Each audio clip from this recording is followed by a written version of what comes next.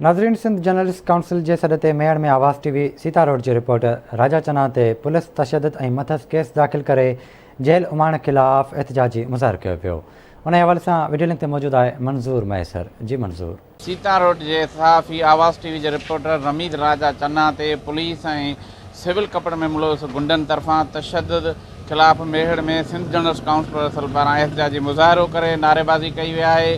एहतजाजी मुज़ाहिरो कंदड़ Sindh journalist council के अॻुवाणनि ऐं सहाफ़ियुनि सां ॻाल्हि ॿोल कंदासीं त उहे छा था चवनि। सीता रोड के आवाज़ टीवी जे रिपोर्टर रमीज़ राजा चन्ना मथा जेको पुलिस गर्दी सियासी वंगार वांदे जेको तशद्दुद कयो आहे उन जे असीं सिंध जर्नल काउंसिल तालुक मेड़ ऐं नेशनल प्रेस क्लब मेड़ पारां अॼु एहतजाज कयो आहे ऐं असीं उतां जे उन SHO खे ॿुधाइणु चाहियूं था त सहाफ़ी कॾहिं बि अकेलो न आहे।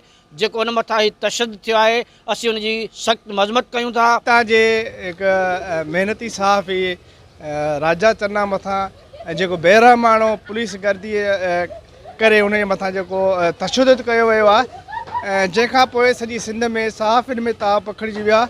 असीं उन जी सख़्तु लफ़्ज़नि में मज़म्मत कयूं था ऐं जेसीं ताईं इन अमल जी जेको उन्हनि खिलाफ़ कार्रवाई न थींदी तेसीं ताईं कलम धणी एहतजाजी अमल ते हूंदा। सीता रोड जो सहाफ़ी रमीज़ राजा चन्ना ते जेको पुलिस तशद्दुद कयो आहे उहो सिर्फ़ु वॾेरनि जी वंगार वांदे इहो तशद्दुद कयो आहे। असां उन्हनि वॾेरनि खे ऐं पुलिस ऑफिसरनि खे ॿुधाइण था घुरूं त असां सहाफ़ी अकेला कोन आहियूं, पूरी सिंध जा सहाफ़ी सरापा एहतजाज आहियूं। सीता रोड जे सहाफ़ी रमीज़ राजा ते जेको पुलिस गर्दी हिकु वॾेरे जी वंगार वहंदे जेको तशद्दुद कयो आहे उन जे लाइ एहतजाज थियो आहे। असां उन्हनि खे ॿुधाइण था चाहियूं त इहो रमीज़ राजा सीता जो सहाफ़ी अकेलो न आहे, हुन सां सॼी सिंध जा सहाफ़ी गॾु आहिनि ऐं जेकॾहिं इनखे इंसाफ़ न मिलियो त असां रोडनि ते निकिरींदासीं। कलम धड़नि पारां कयल एहतजाज में शरीक अॻुवाणनि ऐं सहाफ़ियुनि जो मां ॻाल्हियूं ॿुधियूं। उन्हनि मुतालबो कयो आहे IG सिंध वज़ीर आला सिंध ऐं ॿियनि खां त सीता वारे वाक़े